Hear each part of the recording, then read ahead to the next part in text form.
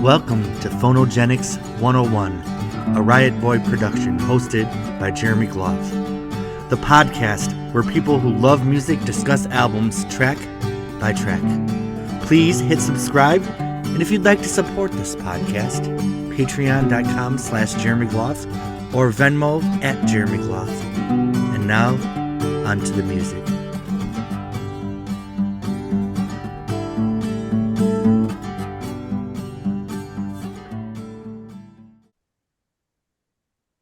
Hello, everybody. Welcome to Phonogenics 101. We are here tonight to talk about Lindsey Buckingham and Christine McVie's duet album that they released in, was it 2017? Yep, 2017. As usual, thanks to my Patreon subscribers and thanks to my YouTube subscribers.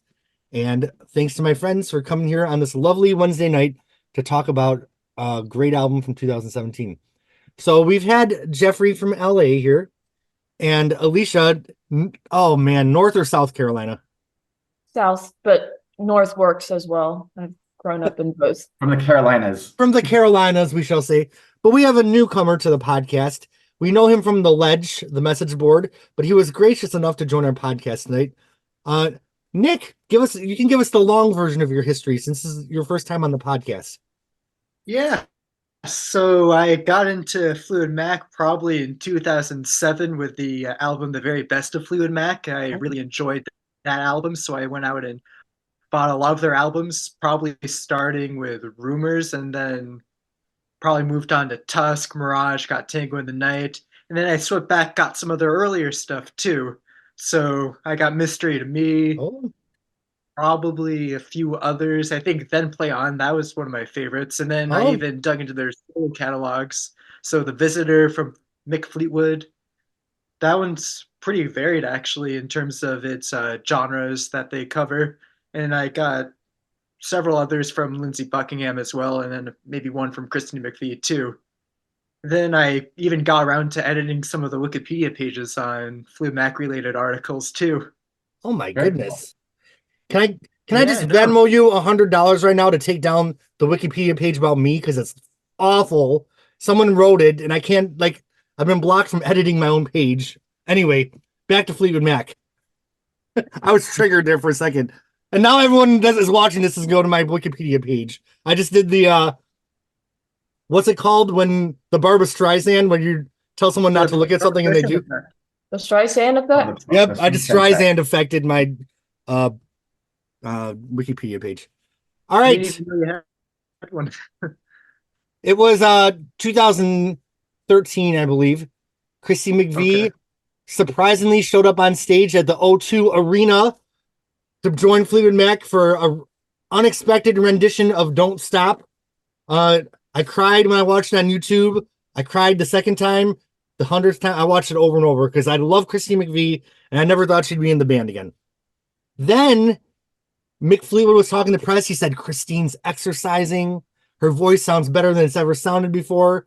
Lindsey and her are in the studio working on music. So everyone thought at one point that there was a new Fleetwood Mac album in the works. And I think even Stevie Nicks was on board. There was talk of them in the studio. Some of the titles of some of the Christine songs kind of leaked out in interviews. This is, and if anyone can corroborate the stories, I'm doing this totally from memory. I'm too busy to research, so I just go from the heart and from the memory on these podcasts. They did the On With The Show tour where they reunited. Christine rejoined the band. It was great to have Christine back on stage, although my On With The Show concert experience was ruined because Madonna's Rebel Heart demos had leaked earlier that day, and that's all I could think about were the Rebel Heart demos. But back to Fleetwood Mac. Then Stevie Nicks, somewhere in there, did her 24 Karat Gold album. It might have been before the tour, but then Stevie was doing her 24 Karat Gold tour and movie that went on and on and on. And everyone was wondering, what happened to this Fleetwood Mac album? And I remember sitting there I know that there's new Christine McVie songs in the can just sitting somewhere. Are we ever going to hear them? And then eventually one day a press release came out announcing an album with Lindsey Buckingham and Christine McVie. Does anyone have any part of the story that I gave wrong or want to add anything from your memory? Yeah, that was mostly accurate. I believe that they actually did go into the studio for about 8 weeks before they're on with the show tour, and Right. they were able to cut maybe 7 or 8 songs that were largely complete at that point, and then they pulled some additional songs from 2012 that were recorded as a trio with Buckingham, Fleetwood, and John McVie. Right. Which That were was the around the extended extended play, play right? sessions. Yeah. Yeah, and I believe a couple of those songs, Sad Angel and then Miss Fantasy, those were ultimately selected for the extended play album. And a few songs from those sessions, which we'll get into later. One of them was In My World, that ultimately made it onto this album. They just added some additional touches with obviously Christine's keyboards, some additional production elements here and there, and then the lead vocals too. Yeah, because I remember when they did the extended play, Lindsay was really excited because he was in the studio just writing a lot of songs. And of course, only 4 songs came out on the EP, right? The Sad Angel, Miss Mhm. Fantasy. Sad Angel's a great fucking song. Yeah, it is a great Yeah, song. Miss Fantasy is a little bit on the boring side, but Sad Angel, what a Yep. great song. And then Without You, From the finally. Buckingham Nicks sessions, right? I mean, how great was that? And then they did it live on that tour, which was like the best thing ever in the Mhm. history of life to see Buckingham Nicks do a Buckingham Nicks song. Oh, Unreleased till that point. yeah. Mhm. I mean, that was just like, And then the 4th song was like a piano Lindsay song that was basically a solo song. What was it called? It takes time. It Takes Time. oh yeah, that one was like, what that was like not a good. See, I liked it, but I felt like it was a Lindsay solo song. You know what I mean? And 'Cause but the it's other one too, Miss Fantasy was also like a Lindsay solo song. Stevie jumped in on a little harmonies, didn't she? I don't I know. remember. It's not a very memorable song. Yeah. Well, anyhow, moving forward, if I remember, this album came out. I'm just going to talk about my story a little bit. At the time, Jeffrey will remember, I was releasing my Light Rail album, which was my summertime pop album. But then all these people died in my life. I got Bell's palsy, my face froze. But I saw Buckingham McVie twice. Once before the Bell's palsy in Atlanta in an outdoor venue with my cousin, which was awesome. And then I saw him later in the tour in Orlando, right before the tour wrapped up. So we'll talk about that more later. But I do remember Stevie Nicks being a little salty in the press after this came out, being like, I don't know what they were doing, what they were trying to do there. Isn't that what she said? I don't know what they were trying to do there. I think she said, I don't understand the premise of this album. Yeah. Which is Really? that's such a bitchy thing to say. But yeah, Wow. yeah, Stevie, the record stops. What memories do you guys have of this kind of album coming out and going, no pun intended, in your world? I just remember it took a long time for them finally to release anything because the period between when they announced it and when they released it, it was 3 or 4 years. And there was a period of time where they weren't talking at all about the album. And Right, I think they took a lot of information around the beginning of 2017. And that was probably 3 years after we originally got anything, or even after we last got anything. right, And I think around that time we got the first song In My World, and then they dropped the track listing soon after that, or maybe it right. coincided with that song. I do remember they released the cover art around the same time as In My World, right? I believe so. Mhm. That could very well be the case. So what do you guys think of the cover? Here's It's my absolutely CD, my CD and my vinyl.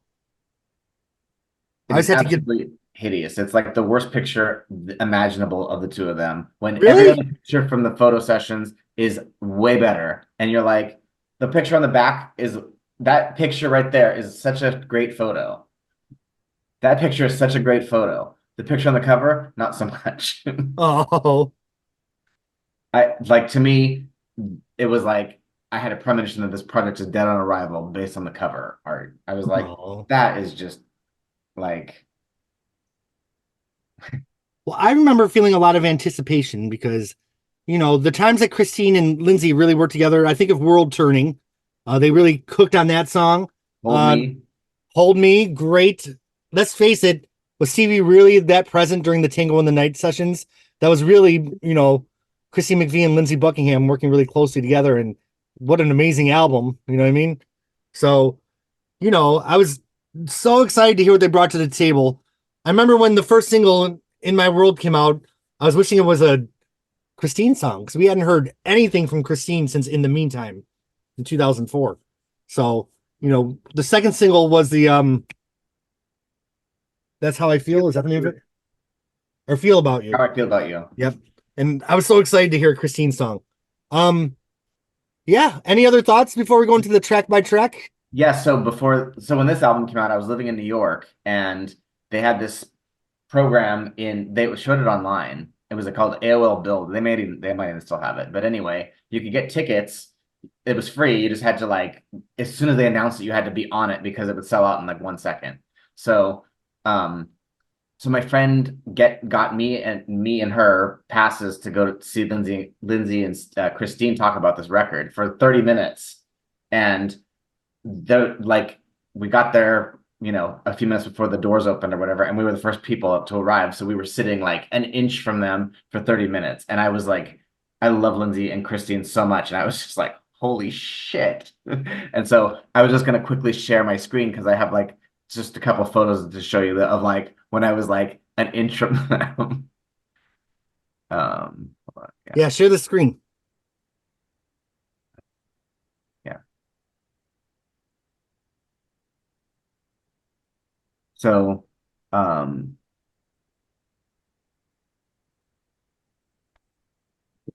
Wow. oh, and then I met Lindsay and Christine at the thing because they were right. But it was it was just insane. Oh, wow. Look at that. Yeah. Anyway, okay. I hate that Christine McVie's not with us anymore. It sucks so bad. Very much. Yeah. Especially because they never did that last tour together. You know what I mean? But And what's weird was she was auctioning before she'd passed. She had already announced months before. oh, the Julian auction. Yeah, and it was a VIP cocktail reception, and I was going to it. I remember that. And it was so weird because my friend's mom passed away, and I had to go to the funeral. And then I was in my head, maybe I can do both. And then I was oh my God, no, I can't. I'm gonna miss the Christine McVie thing. And literally, I was getting in the car to go to the funeral, and it was she passed away, and I was fuck. It was a really fucking sad day. I was at my friend's, the disco dolls I collaborate a lot with. I was at their salon, and when I get bad news, my immediate thing is to go into everything's okay mode. I'm oh, Christy McVie died. But then when I get to my car, that's when I'm devastated. So Alicia, I'm curious, was this an album that you knew, or did you listen to it fresh for this podcast? Pretty much fresh for this podcast. Okay. Well, I'm interested to hear your thoughts. I love when you come with the fresh perspective. Well, I thought side B was better than side A. Okay. Well, shall we go into the track by track? Nick, do you have any other history on the making of this album or anything? It seems like you know your stuff, so feel free to share anything. We can go into that song by song. All right. Well, I will say though, on the interview that you guys were talking about, or the earlier stuff, I could have sworn in one of the Lindsay interviews about this album, he mentioned they recorded a bunch of songs, and this album doesn't have that many songs. And I'm man, are those bitches holding out on us?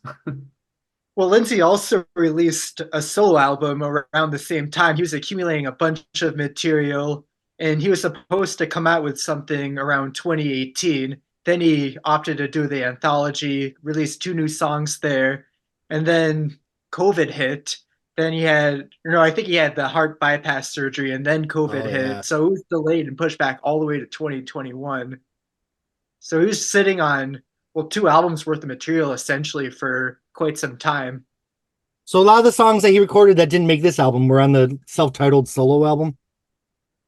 Well, I believe he recorded all the instruments on his solo album, but there was one song, I think, Hunger, that did originate from 2012 that could have very well had Mick Fleetwood and John McVie, but I'm not entirely sure if that is the case. That was on the anthology.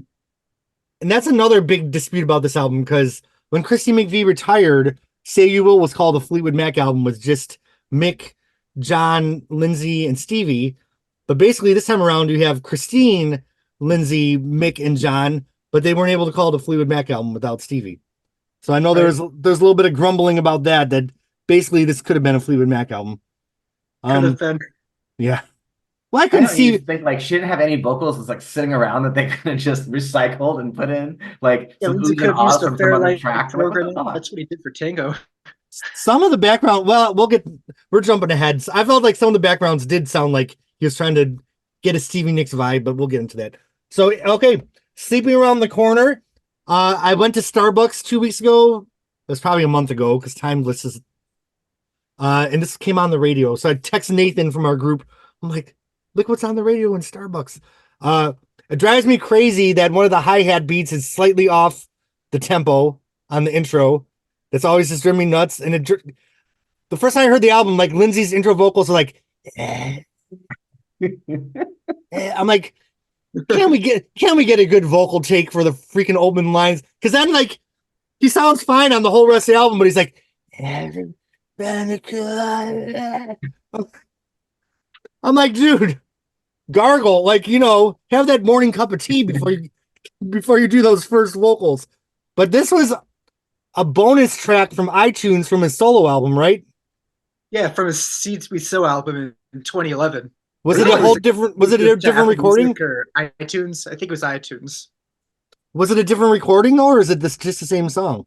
Yeah, different recording. You had a different vocal take. Sounds obviously a lot younger on the Seeds We Sow version. There's some additional production elements on this. I think some extra percussion. And they also added a bridge too with new lyrics. Yeah, I tried to search down that original iTunes version. I couldn't find it. I didn't look that hard. I think on Apple Music, you can probably get a 45-second or maybe a minute demo to get the general feel of it. But it's not available on YouTube or Spotify. He doesn't sing like this on that version. He does not sing like that. Oh, I just remember putting that album in and just being like, girl, really? It was a rough take. Other than that, though, I love this song. It has a great hook. I love a Lindsay song that I can sing along to when I'm in the car with the windows down. I know I say that in every podcast, but this, this reminded me of like how much I love singing along to what's the world coming to. Like those really good Lindsey Buckingham opening tracks. I think the lyrics are great. The only thing is Christine on the song at all? Not really, and neither Mick or Mick John are on actually on this song either. He did the drums and bass on this song, believe it or not. It was one of the only songs that didn't feature the two of them.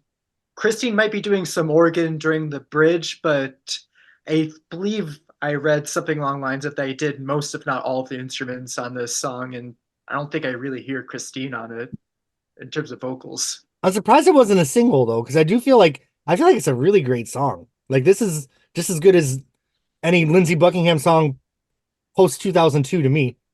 And it felt weird to me that they opened the album with like a song that doesn't have much of Christine on it. I thought that was a really strange first track. I mean, I think it works as a great first track, but like it's called Buckingham McVie, and then like you don't really like put her on the first track. So what exactly does he mean? Like, is he fighting with someone? He got a hotel that's around the corner?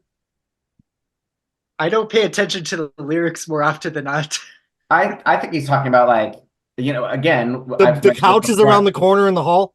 No, I mentioned before on Lindsey Buckingham podcast, these episodes that like I think his lyrics so many times can apply to various things in people's lives, but the fact that his relationship with Stevie Nicks, he's just sleeping around the corner, basically like he'll come back to her whenever it's another one of those. It could mean that, but it could. I'm just down the street, baby. Yeah, but just like not even just like just to let her know that he's there, and like that could apply in any of our lives when a friend that you had a falling out with, or your lover, or whatever the fuck, your ex, whatever, like I do think Lindsay's such a great lyricist by having that universal feeling. Right, he's really good at that, I think. Alicia, what did you think? You put in the CD. You never really heard the song. What were your first impressions? Kind of what you just complained about, which is why I was laughing quietly over here. I I remember seeing the title around, so I think I knew.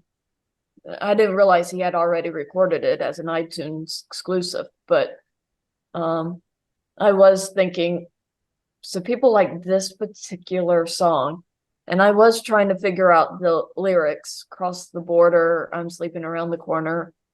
So yes, it didn't impress me too much, but yeah. So it wasn't a good first start. Nick, what are your thoughts on this song overall? Same complaints as you. I hate that the shaker is slightly off during one of the beats. I think Yeah, it might be around the quantize it, 17 baby. second mark. With all that Yeah, you studio could easily magic he does, quantize like it. quantize that shit. We know you know your Yeah, way around the Lindsay has a studio. certainly. He has a reputation as a perfectionist, and I was surprised that that slipped through the cracks. And he could have got a better vocal take too. There are live performances where he sounds better than that. Like pretty much any other vocal take would have sufficed over the one that they ultimately selected. I feel like Lindsay, like I you know I love Lindsey Buckingham, but he's like, I'm being artsy and raw. Like this is a raw vocal take. I'm showing my vulnerability. It's like, no, it's just a bad vocal take, Lindsay. I'm sorry. But when the song kicks in, like it kicks in. I remember being with my cousin, my friend Lou, my friend Amber, and they hadn't really heard the sound, but they were like moving and they liked the songs, hearing them for the first time live in an Atlanta show. Like, you know, they had a lot of energy live. Buckingham had a lot of his solo band on the tour, I believe. Yeah, Brett, I think they may have had Neil as well. Mm-hmm. I know Lindsay famously says that his solo shows are the small machine and Yep. and Blue Max the big machine, and I believe they called this like the medium machine. It So was like the Meeting Machine because they played like a smallish theater in New York when they were out here. right. Well, any other thoughts on Sleeping Around the Corner? I give it 2 thumbs up. Despite my complaints, I will sing along to it in Star. Ooh. Ooh, child. All right. Christine McVie, missing in action, living in Kent, England, walking her dogs, only being captured once by the paparazzi. Oh, really? Yep. If you Google, like, there's like an article of her walking her dogs. Who's that one guy, Ken Calliot? He did an interview that's saying that Christine was being weird in her recluse. So you really didn't hear too much about what was going on. But then she shows up at Fleetwood's, the restaurant in Maui that has since burned down, unfortunately, in the fires.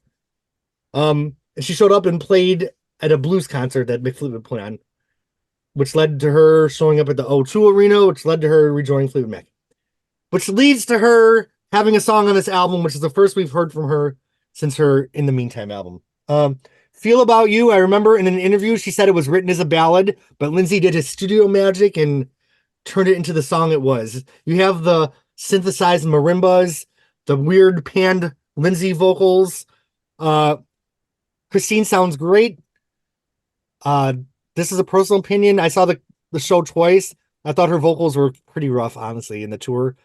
She was hitting kind of a lot of pretty questionable notes the times but on the album, you know, she sounded great. I don't know if it was auto tune or she just felt more comfortable in the studio. Did anyone else see this? Jeffrey, you saw the tour, right?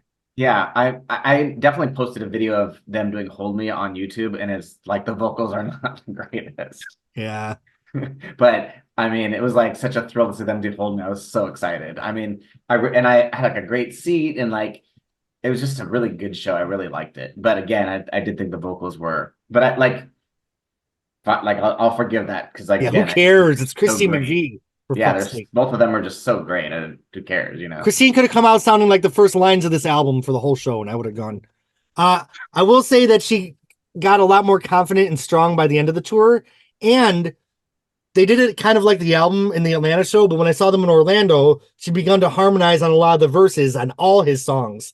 So Oh, it wow. really became more of a duet project with her adding harmonies. I bet if you go on YouTube and watch some of the early shows and the later, like, you know, almost all the songs, she would jump in on the verses and add a harmony. So and it sounded better and almost great. The only thing about the Orlando show is that's when I was recovering from the Bell's palsy. I don't know if anyone knows anything about that, but your ear gets very sensitive. So like the noise like really hurt my ear, but I just kind of plugged in. I'm like, I'm still gonna power through this concert because it's Christy McVie. And thank God I did, because I only saw her one more time in my life when she did the weird Fleetwood Mac tour with Mike Campbell and all those people. No, I didn't go to that. Yeah. Okay, I Feel refuse. About You. How do you guys feel about You? It's great. Super catchy. Could have been a Fleetwood Mac song. Like I definitely, because it's got two of them on there, I definitely like think of songs like, could this be a Fleetwood Mac song? Totally. Right. And fit in with their catalog in a non-embarrassing way. You're the honey in my tea. Those classic Christy McVie lyrics. So Alicia, you put in this album, you never heard the song. What did you think? You've been with me through all the Christine solo albums now. Yeah, it's a good song. It's a catchy song. I just didn't like all of I was thinking it was very computerized. Oh yeah. And that was what made me turn off from it. It didn't feel very organic. Definitely on the tour, there was a lot of the vocals. You could tell they were playing the tape with a lot of the harmony vocals in the concert. Okay. Nick, what are your thoughts on this one? Yes, so Sound on Sound, they actually did an article where I think Mark Needham, he did a rundown of all the production elements that went into the making and creation of this song. And like you mentioned, Alicia, a lot of it is very processed, especially the drums. So they utilized a lot of kick drum loops that were manipulated. Some were distorted. They actually had a 909 playing a 4 on the floor rhythm. They had another kick drum that was only doing accents. That was the one with distortion. And then I think they did about 81 or so different tracks for the vocals, if I'm not mistaken. 76 maybe were for backing vocals, if I'm not mistaken. There were a lot of panning that was utilized, some compression and whatnot, de-essers. So it is very processed, but personally I find it musically appealing. I'm fine having processed inorganic music if it works for the song, and in this case it does. Yeah, I feel like there's some worse culprits later in the album where it's like, dude, cut down on the stacked harmonies. It's overwhelming. But Yep. to me, this wasn't one of the worst offenders. Probably because I was just so freaking excited to have a new Christy McVie song. Well, Yeah, I think this would have been a decent song to release as the first single. They ultimately went with this as the second single. This was around April, if I'm not mistaken. We'll get to the first single on the next song, but this one actually does feature both Lindsay and Christine pretty prominently on vocals. and like, let's face the facts. The world was dying for a Christy McVie song. And Yes. they always release these weird Lindsay singles first. Like they did it with Peacekeeper. I thought that was a freaking terrible lead single from Say You Will. I arguably, like, I feel like Big Love from Tango, it ended up being a big hit, but it's kind of a weird What? Lindsay lead single. It worked that time, but just because it worked that time doesn't mean that we should have Peacekeeper or In My World as the lead single from these albums. In my opinion, that doesn't mean shit. But before we get to In My World, any other thoughts on Feel About You? I give it Yeah, two thumbs McVie up. would actually use that cocktail drum kit, on the dance tour where Oh yeah. standing and playing for Say You Love Farmer's Me. He Daughter. did that Oh for yeah. some occasional tom-tom fills. Oh, So I thought that was a cool tidbit. There are a lot of cool percussion moments on this song, in addition cool. to the program marimba. I think that was triggered through a keyboard. Okay. Well, it looks like Alicia gave it the sideways. I give it two thumbs up. See, we don't need Steven here. Alicia will cover for. I'm just teasing. Steven and Nathan and Jim and Roland, we miss you all. All right. On to the first single. I was so excited to hear this. I'm like, oh, finally the Lindsey Buckingham, Christy McVie single. And it sounded like a Lindsey Buckingham solo song from all his albums, and Christy McVie wasn't on it at all. And there was like a throwback to the Love Grunts from Big Love, which I also didn't need in my life. But I actually, besides all this bitching, I do like this song. I just feel like it's a weird first single. Agreed completely. The fuck? But I think this actually might be my favorite song off the record. It's a great song.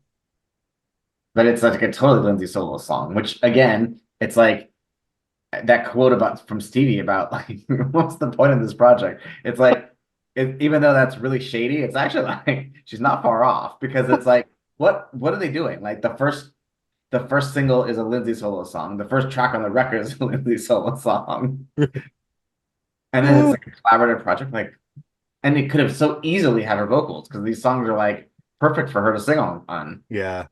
And she sounded great when she would sing on the harmonies in the later show. So, I don't understand why they didn't just layer her in.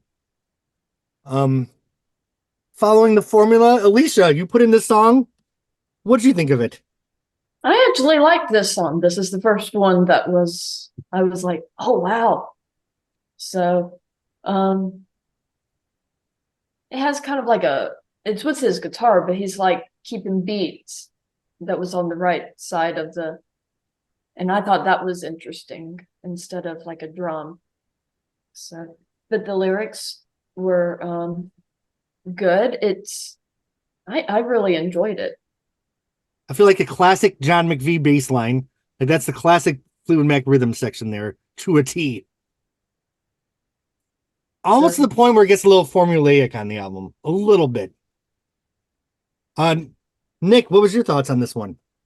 Yeah, so on the first listen, I was actually very disappointed with it. I didn't hear any Christina McVie. I was expecting to hear her, and the acoustic guitar tone I found to be rather lackluster too. You'll notice on the verses, he's playing the same ostinato, the same motif, completely stagnant, not changing, and I just found it to be very disappointing in terms of the normal orchestration that goes into a lot of Lindsay's songs.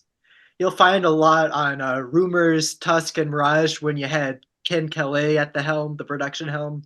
The Lindsay's guitars sounded far fuller when you had a really competent producer. I'm not saying that Lindsay isn't a competent producer at this juncture. He could certainly make some questionable production decisions, but when you have someone who is really well versed in terms of production technique and knows how to bring out the best qualities of an instrument, you can really understand the benefit of that. And you got that with those Fleetwood Mac albums that I mentioned, and somewhat lacking both on Say You Will and also this album too. Right.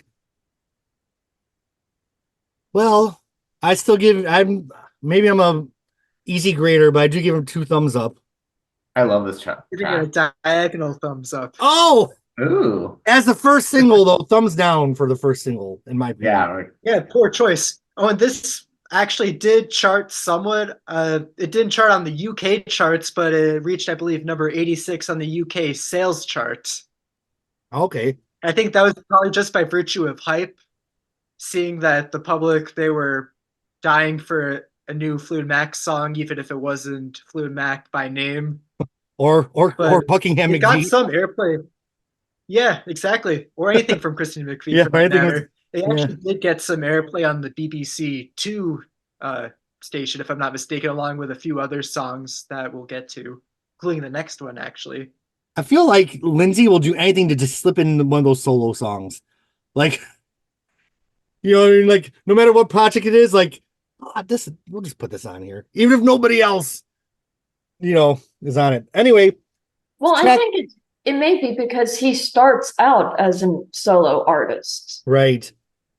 With all his demos and everything. So that might be what's so easy for him. And then if he has to, he builds up with the band and whatnot. But remember how like on Mirage, Christine would do some of those like counter melodies and like kind of have that hazy voice? It would have been really, if you would have done something haunting in the chorus of In My World with like her doing a counter melody with a lot of reverb on her voice, that would have been like, that would have been awesome. Oh my God, that would have taken the song to like such a high level.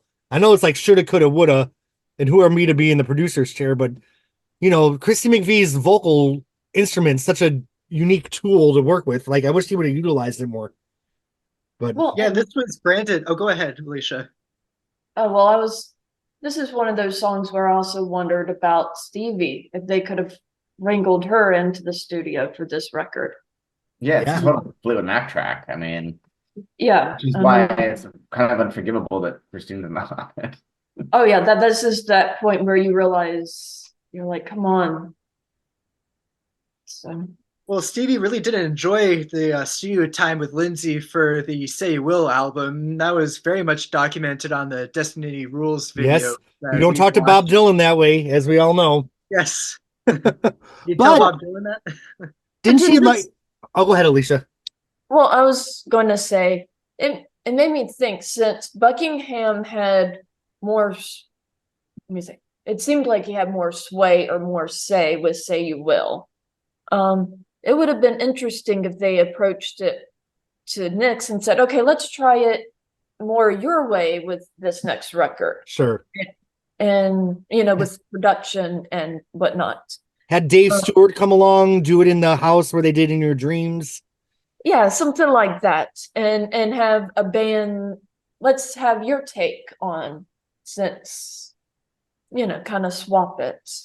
But they could even just bring their own songs to the table and then have it produced thematically to make it sound, uniform. Right. Which, instead of it being like the Lindsey Buckingham show or the Stevie Nicks show, and I think Say You Will kind of suffered a little bit from that because it was very Absolutely. much like we're doing things my way, tough.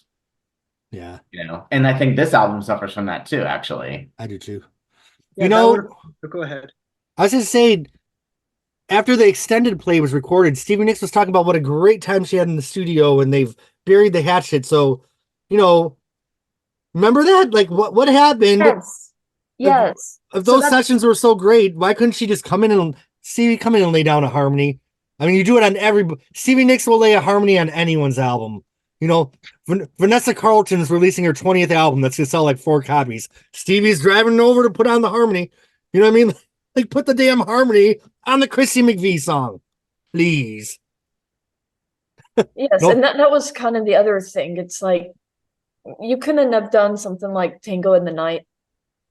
I mean, give them 3 songs and lay down a couple harmonies on a few others and call it a day. Yeah, what's the matter, baby? Well, no disrespect to Vanessa Carlton. We love you. Well, do we? Anyway, moving on. Wow. That got dark pretty quickly. I'm still recovering from the emotional podcast from 2 days ago with Jill. All right. Next, Chrissy McVie must have gone to the store to buy a Slurpee or a coffee because she is nowhere to be found on this next song, even though there's like 30 stacked harmonies. Love is Here to Stay. Red Sun is actually first, believe it or not. What's that? Red Sun. Red Sun. Shit. Sorry. Ooh, I need to wake up. Red Sun. Chrissy McVie she has not gone to the store yet to buy her Slurpee or her coffee. She is writing a song. Sometimes I wonder, do you ever think of me? The hardest time is at night when the red sun kisses the sea. My cat Biscuit had died right before this album came out. So I remember when they did this live in Atlanta, I got a little teary-eyed thinking of my kitty cat. Why the hell was this not the first single? I know. This should have been the first single. I was thinking track 6. Maybe. Anything but track 3. I love Red Sun. I feel like it's a classic Chrissy McVie song. Yeah, I have a friend who's like a huge Fleetwood Mac fan too, and it was like the first time she heard it, was like we were like, "Oh my god, this song is so great!" A little heavy on the. Which was a nice feeling after not having that for many, many years. A little heavy on the synthesized harmonies, maybe a little bit on the chorus, a little heavy, but regardless, still a beautiful song. Christine just coming back with that top notch, she can just slay you with simplicity, but still be deep, and that's just the magic of McVie. Alicia, do you have anything to add from the first time you heard this song? I like it. I mean, this is what I expected, and it's not. I enjoyed it, and the lyrics that you just said was that was the highlight, I think. Yeah, this is what I was expecting from her. You know what else I like about this album is every song's catchy. Like so far, every song has a really good chorus that you can sing along to, and I love that. I love that.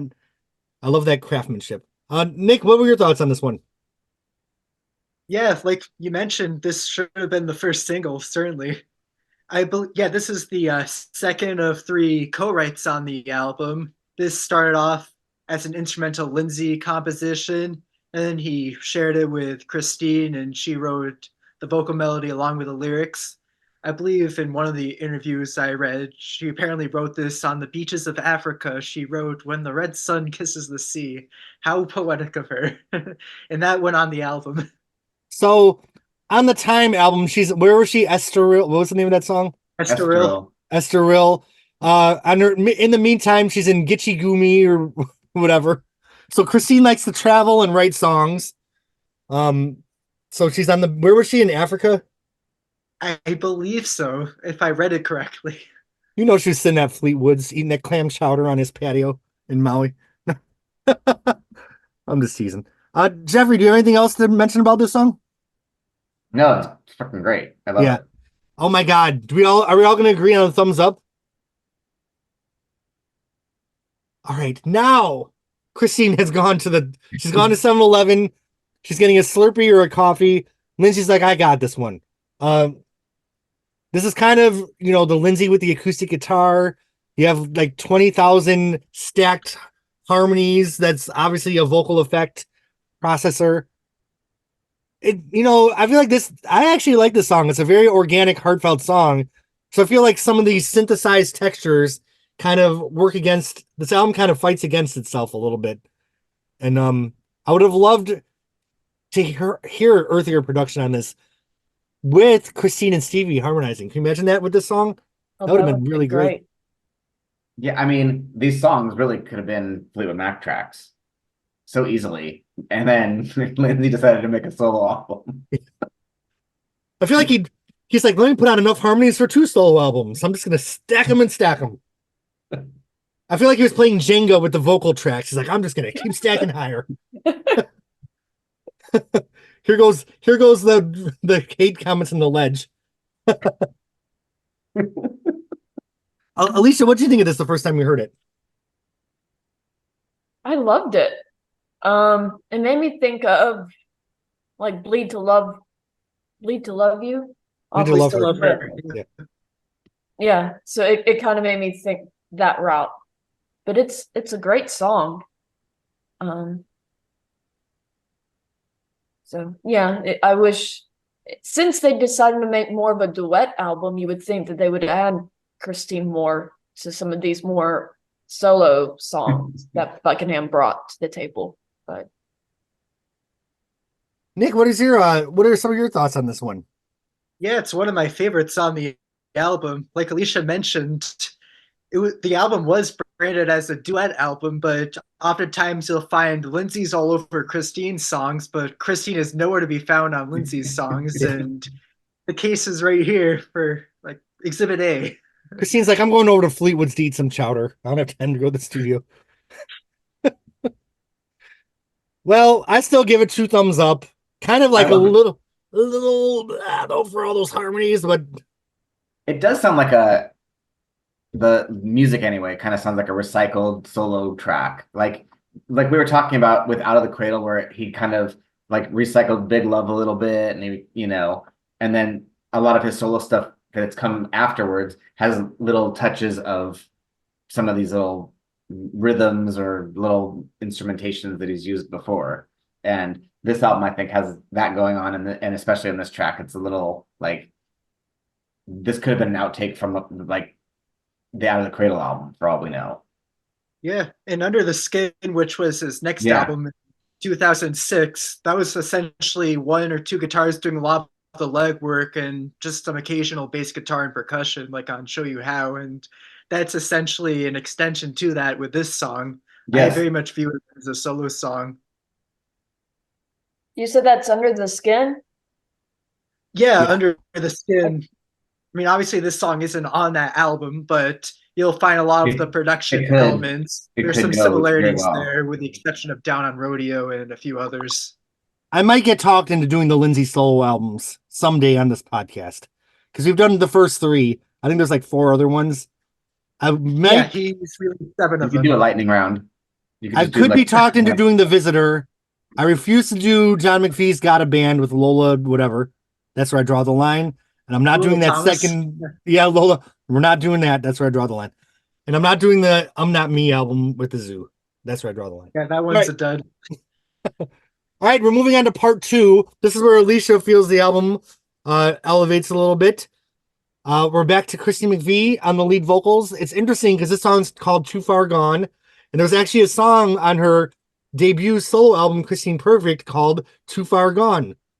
I'm too far gone to walk away now. I'm like, oh, is she covering that on this album? Completely different. She Madonna Forbidden loved it, where it's the exact same song title, 2 whole different songs.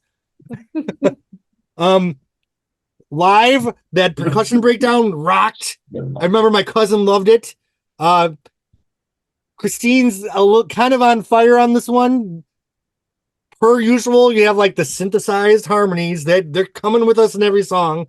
But what do you guys think of this one? Also could have been a good first single. Oh, This should have been, I thought, the first single, because this was the one that I was like, wow. Oh, wow. Yeah, this one I think because it's so upbeat and catchy. Like I think that like a total Fleetwood Mac hater would, if they heard it on the radio, they'd be like, "Ooh, that's I like that. What's that?" totally know? could hear a Yeah. Stevie Nicks harmony in there. Yeah, Yes. totally. Yeah.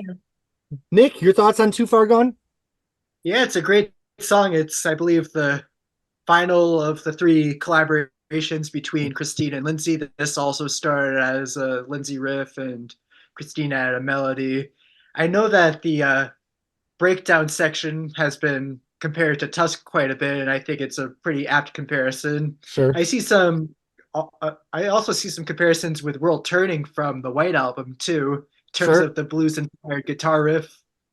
Obviously, that song had a dobro carrying the lick, and this one's just a bunch of fuzz guitars, but it's effective nonetheless.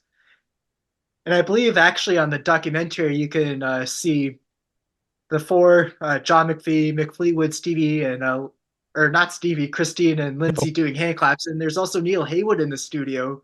But I looked at the liner notes and he's uncredited, but Uh-oh. he could have very well been on this album too with He his didn't want to hands. he didn't want to get kicked out of Stevie's solo band.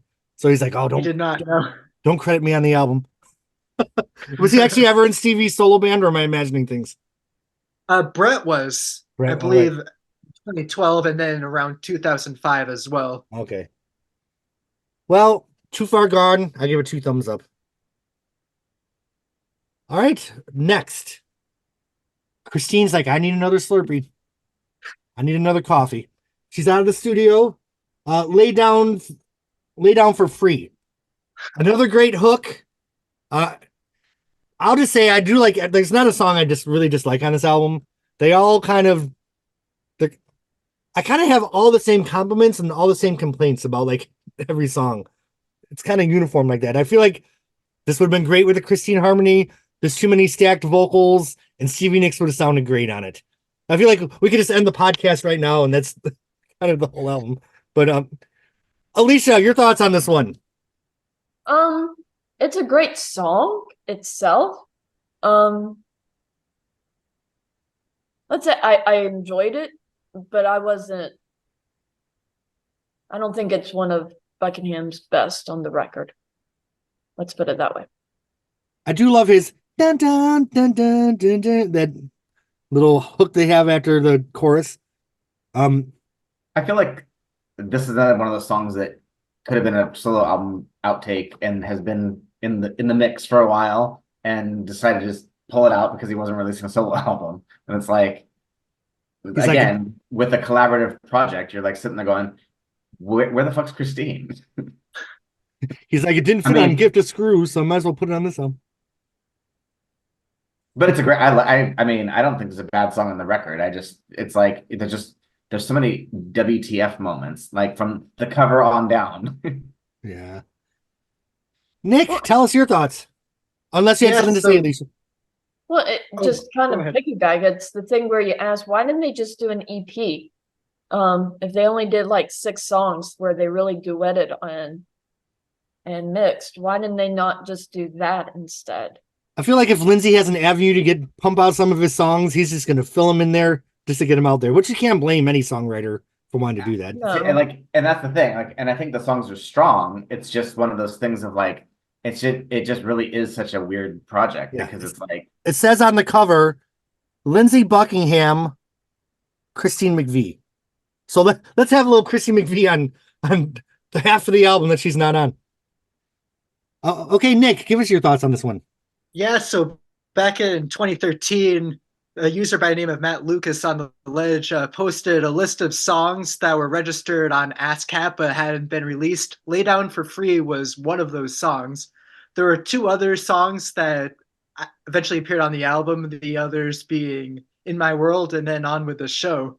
So this song was anticipated for some sort of follow-up album, whether it be a solo song or whether it be on a Fleetwood Mac album or this duet album. It ultimately ended up being on the latter.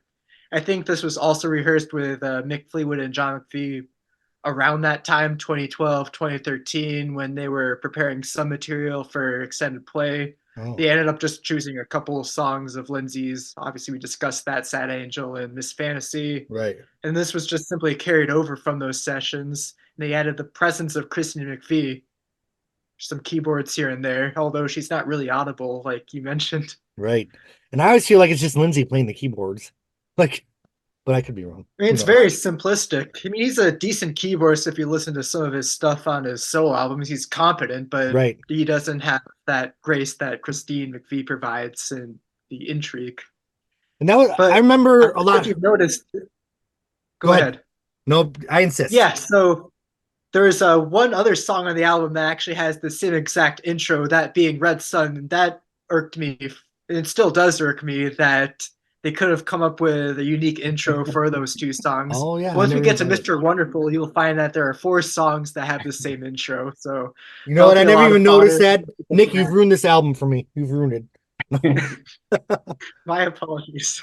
Now, do you guys remember a lot of people were saying, I can't confirm or deny this, that they didn't even feel Christine was playing live in these concerts, that all her keyboard parts were pre-recorded and she was just up there not even playing.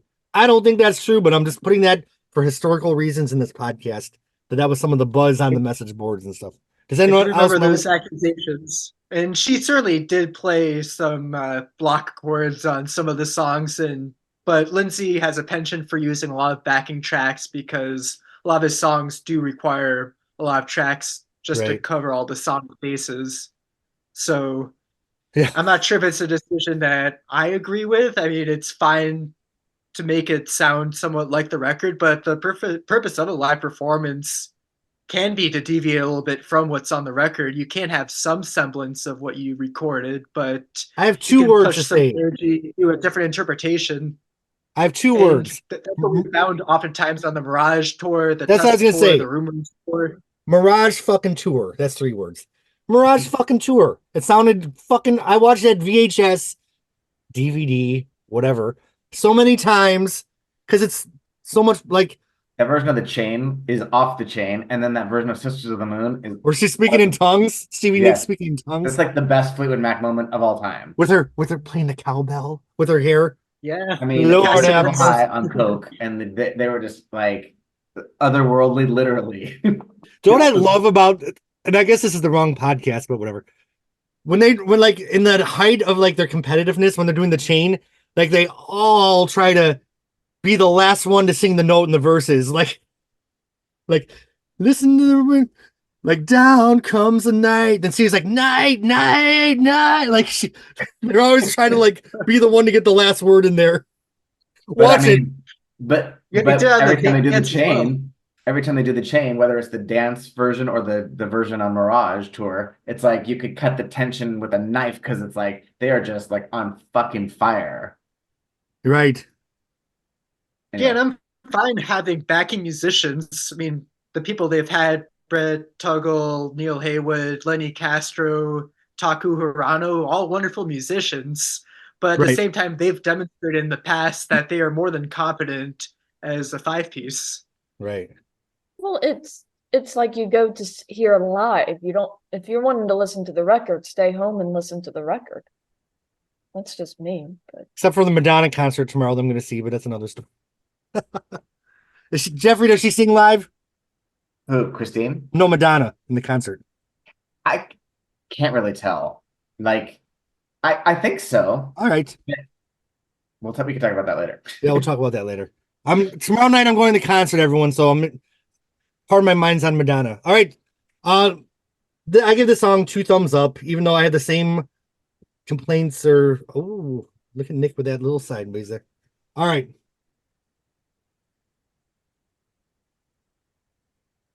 I think it's on with the show. Game of Pretend. Yes. Oh, So didn't Christine call this like the songbird of the album? I did think it was a very beautiful song. You have Christine with just the piano, but then it goes into this like cheesy as fuck chorus with like the 8,000 stacked harmonies again. Like I love this is a song like I want to cut out the chorus, keep the verses, cut out the background vocals. So like I give it 1 thumb down and 1 thumb up because I love half the song. And I think the other half it goes from like classic Christine to like really cheesy. Like and I'm blessed. Something else. Alicia, what was your thought of hearing Game of Pretend for the first time? I really loved it. I mean, it was. I mean, it's that one moment in the album where you feel like Christine really gets to shine since we've had all these Lindsay solos. This is like her solo. I'm just saying how it is. I hope I didn't ruin the song for anybody because I do love it. I just wish they'd like all those synthesized vocals on the chorus are in direct contrast of like how earthy. Like, yeah. Can you imagine if like heaven forbid, what if Christine would have written Songbird in 2015?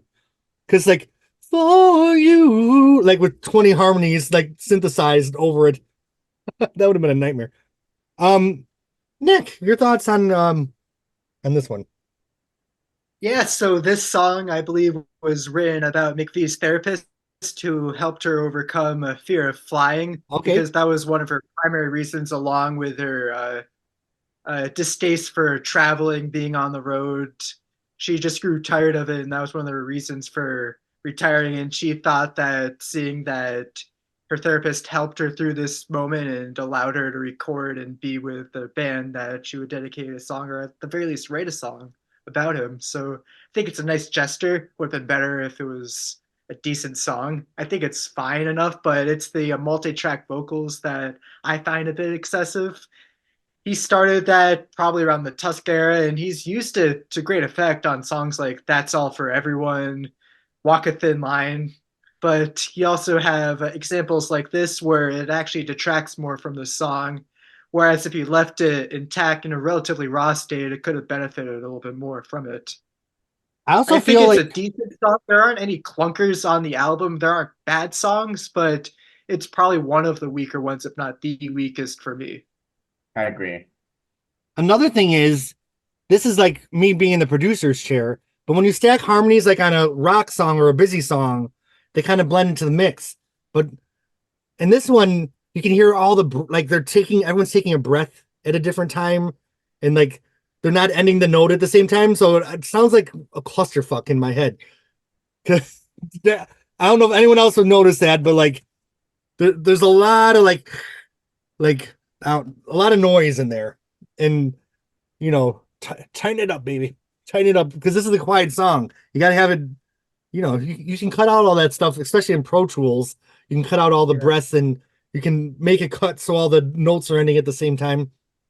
So right, and they recorded this, I think, on a Neve console, but they did a bunch of the editing on Pro Tools, so there really wasn't an excuse. They didn't have to get all the tapes and splice them up too much. I think right. maybe they did for some of the earlier, during the earlier stages of the album. They probably did that. Lindsay has generally been averse to using digital equipment for mixing. I still don't think he actually uses a DAW. He still likes to do things tape to tape reels, but I think with Mark at the helm, they still did use some Pro Tools, so he could have just spliced that out easily just with the backspace button, and it would have been done. Yeah, and once again, you can throw the quantize on the vocal tracks too, so they all.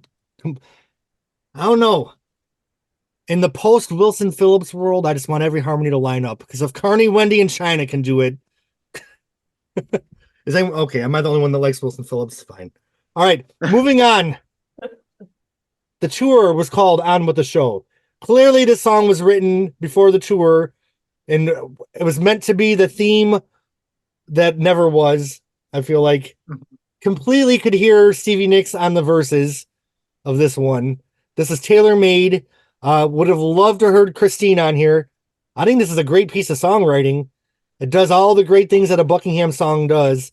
Has a nice guitar melody, a great hook on the chorus. I feel like he did scale back the digital vocals a little bit on this one. It's not as grating as some of the other ones. I love this song. What do you guys think of this one? Love it. It's a great. Yeah, one of the strongest on the album, I would say. Yeah. Again, Yes. Oh, go a ahead. good choice for a single. Yeah. Would have been a good single. Would have been. Yeah, Laying Down for Free was actually lifted as the 4th single, believe it or not. I think a couple months after the album, it, like all the other songs that really didn't do a lot, I don't think it even got much airplay. But this would have been a better contender as a single. So, Alicia, what was your thoughts the first time you heard this one? By the way, another classic John McVie bass line, that Fleetwood McVie rhythm section, locked in tight on this one. Alicia, what were your thoughts? Poignant. I mean, it's, this is one of those more mature songs coming from Buckingham, realizing it's that song where he's realizing this is my legacy musically, and let's continue on with the show. I think it's realizing the 5 of us really have something together as a group, and there's probably more good than there is bad. Unfortunately, it seems like everybody focuses on the negative, but yeah, it's a great song. It's a poignant song. So, And so, like in the lyrics, he's like, "I stand with my band," and then in retrospect, when you know what happened historically, like it kind of hurts a little bit to listen to it because you're like, "Damn, man, this guy really." yeah. I think he really believed it when he sang it. You know what I mean? Like he was very earnest. I feel like this is an earnest song, and damn, what happened historically, like, woo, kind of sucks to listen to this. Yeah, this is one of those listening back. Yeah, it does. It hasn't aged well because they kicked him out. Right. It's a beautiful song. It's so. I feel like Mike Campbell and Neil Finn were like looking over the window in the studio, like, haha, you think? Any other thoughts on this one? Yeah, so on the Buckingham V tour, they ended up doing 8 songs from the album on that tour, along with a few deep cuts and obviously their hits. This was one of the songs that they actually didn't perform live, the other being Carnival Begin, and I think it was a missed opportunity, especially for this song. And Oh, Carnival yeah. Again would have been a missed opportunity for a Lindsay guitar solo at the end of that fucking track. Certainly. Yeah, I was thinking that maybe Carnival Begin would be difficult because of some of the vocal harmonies, but they could just drop in some of the backing tracks like they do for all the other songs, Yeah. and it could have worked fine. Yeah, because it's only a 10-song album. I remember that they did almost the whole album besides these 2 songs. And didn't the show end with Game of Pretend, which was interesting because It really did. It ended with Lay Down for Free and Game of Pretend. They also did a cool acoustic set with 4 songs where Lindsay did a few of his solo stuff. I think he did Trouble and then Shut Us Down, which is from Under the Skin. right. And then she The did live Wish You Were versions Here, of right? mine are much better than the very sterile version on Under the Skin. Just a bit of a warning or spoiler, if you will. Wasn't Christine's opening track in the tour Wish You Were Here from Mirage? Like an Yeah, acoustic that was version? the first time they've ever performed that song live. I thought that was wonderful. They pulled that from the vault. I actually really like that song from the Mirage album. It doesn't get discussed a lot, and I don't think it's maybe as good as Songbird, but it's still a wonderful, impassioned ballad nonetheless. Nothing wrong with it. I like the orchestration, especially at the ending portion. I like how the And also, piano I think it also has something new. Yeah, isn't the piano at the beginning. Show, the violin. The piano became Silver Springs, didn't it? Like she used the same intro for the dance Silver Springs. Yeah, they did. All right, we are wrapping up. 1 song left Christine talked about this song a lot in interviews before the album. Carnival Begin. This is the classic sounding Fleetwood Mac song. You have that minor chord organ from Christine. It's a really autobiographical song about talking about, conquering her fear of flying, getting back in the saddle or back on the merry-go-round. You have a classic Lindsey Buckingham guitar solo. I feel like this is kind of his I'm So Afraid moment of the album. Great. Was this a Chrissy McVie was this a co-write or just McVie solo? This was all McVie. Yeah. So this would be the last song ever released that she wrote, which is very bittersweet. She did some on the Songbird Solo Collection compilation in 2022. Those were some unreleased songs. I think Yeah. there were maybe 3 released here and there. But this was like the last new material that she released, right? Like, Yeah, I guess new. You guys know. right, what I mean. because I think Slow Down was from the mid 80s with Steve Throne and her backing band, and then she did another maybe with George Hawkins and Billy Burnett. I think it was George Hawkins. Yeah, and that was an outtake from In the Meantime, if I remember correctly. Yes, it was. All right, so Alicia, what do you think of Carnival Begin? You've been on this journey with McVie ever since the White Album, and this is kind of where it ends as far as her, writing about her life. I think it's a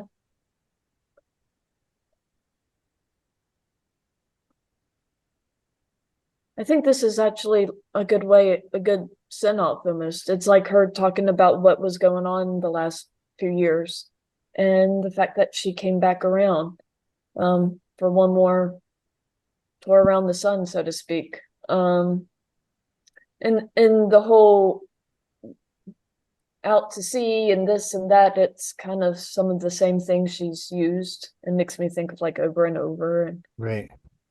so it's a great song. It's 2 thumbs up. Imagine Stevie on those bewitching harmonies, like talking about like I wanted all these sparkling things. Like I could totally hear Nick's putting on like a really haunting harmony. What a damn missed opportunity. Like I actually started, you guys will make fun of me, but I started a change.org petition to get Stevie Nicks to record with Fleetwood Mac again around the time. Signed it. Yeah, it got it, like it was getting a lot of steam, but then I'm like, people were like, respect Stevie, let her do what she wants. I'm like, you're right. So I like pulled it back. But like, you know what? I should have kept that damn petition going because what a missed opportunity. Now Christine's not with us. Nick, what are your thoughts on this one? One of my favorites on the album, along with Love Is Here to Stay. I especially love the sleigh bells on beat 4. Oh yeah. We have a lot of percussion interplay. Like there might be a talking drum, like boom, boom, boom. Yeah, I like all the cool production elements that they put on the song, and you can tell that they worked quite a bit on it, especially with the harmonies too. And then the guitar solo, yeah, it's a mix between I'm So Afraid and some of his other guitar showcases, like Murrow Turning Over in His Grave. Oh yeah. I read an interview. I read an interview and he mentioned that he didn't want to like go full out on the guitar solo because it was a Christine song. And I'm like, the album is like 30 fucking minutes. You couldn't like spare a 2-minute guitar solo, you cheap bastard. Like, come on, give us. How great would this song have been with a fucking 45 more second guitar solo? It would have been because it would have been scorching like in Murr Turning Over in His Grave, which is like, I mean, that song is sizzling at the end. It is, yeah, I love that song. Not to mention, like he's worried about overshadowing Christine.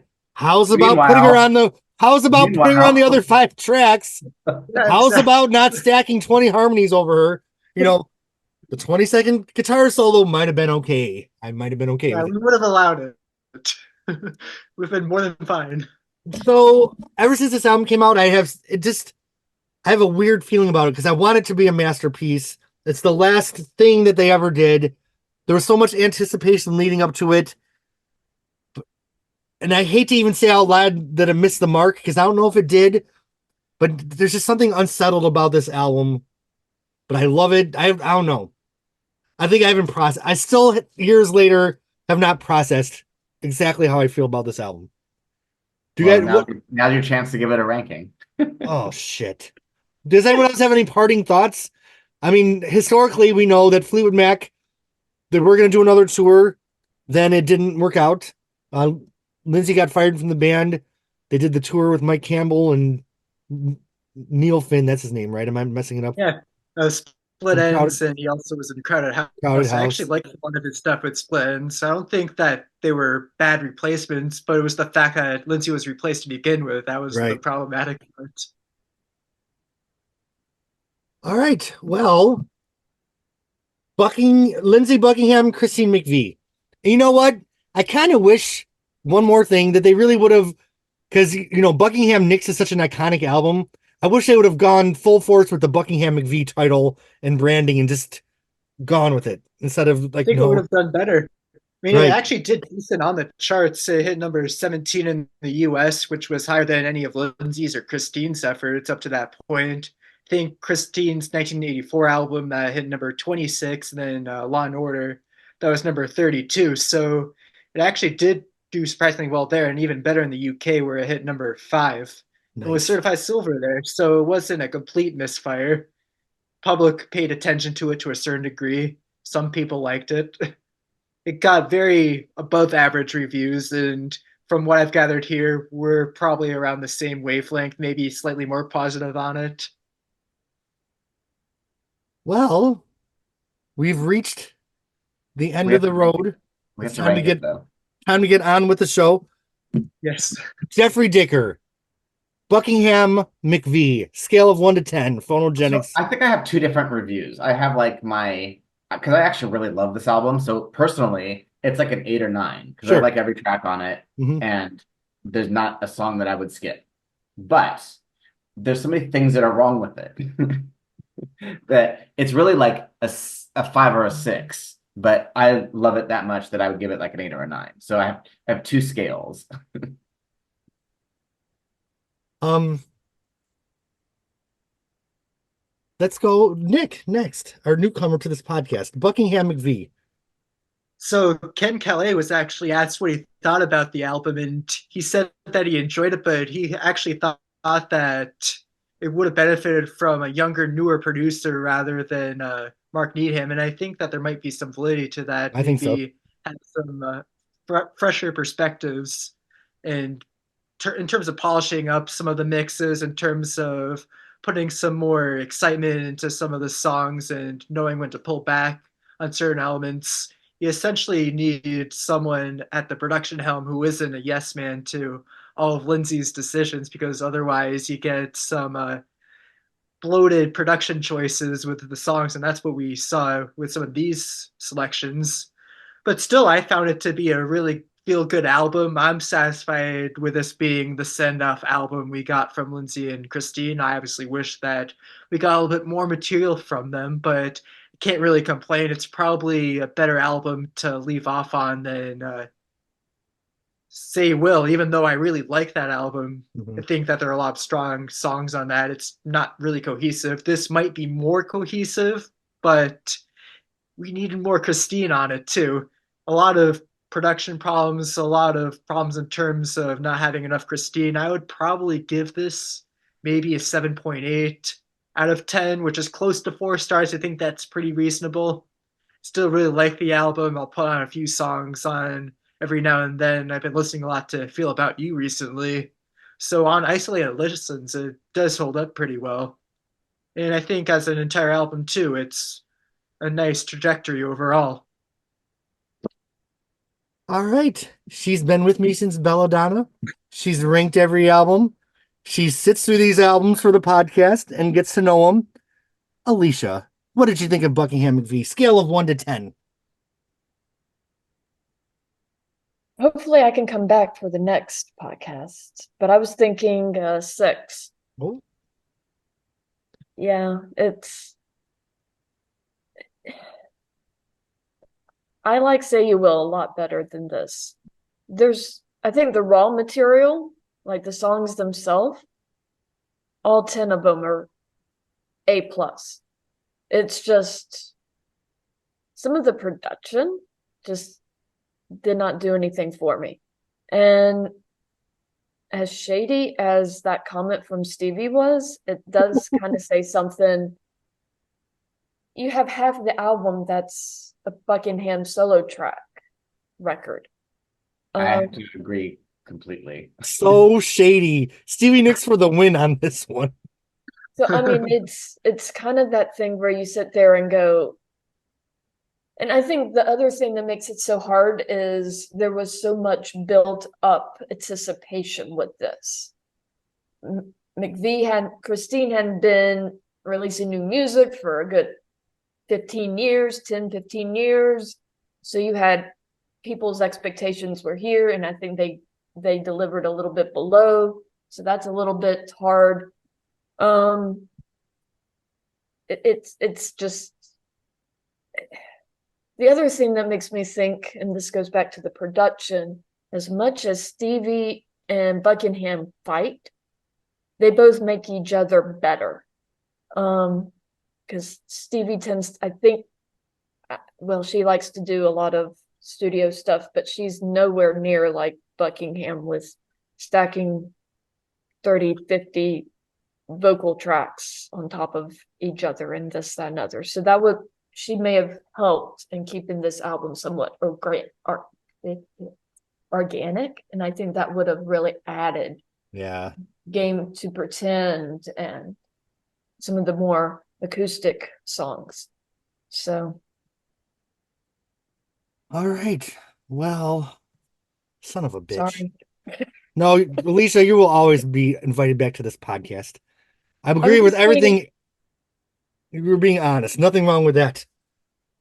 Steven's going to watch this and be like, I agree. That's what I was thinking. I'm like, Steve is going to listen to this podcast in the next week, and I'm going to get a text message or something saying, well, at least I'm not the only one. Well, it's kind of a hot mess, but I mean, I like it, but. Well, and that's the thing. Like I said, the songs themselves are great. And I guess if you got into this record, you bought it and you listened to it, and it seems like you really had fun with this era. I know. This album really should have had for the way it's sequenced, it should have had 16 tracks so that there could have been more togetherness, more solo stuff. But to do 10 tracks? It's it seems really chintzy. Let's just put it out. Yeah, and that's the other thing, and I think that's why that's why I had two rankings, because I think it is a hot mess, but I personally love it. Well, sometimes I think certain eras people really get into it, and you've really enjoyed this era, so that helps. I just didn't get into the era, and me just listening to it here the last couple of days, it's like, okay, pros, cons. So. Well, I guess I'm gonna have to give it. Oh man, I agree with everything.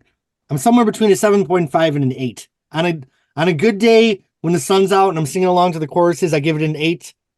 When I'm feeling sour and I'm more in producer mode, I hear all those stacked harmonies, I give it a 7.5. So I'm gonna be like Jeffrey. I'm gonna give it 2 ratings.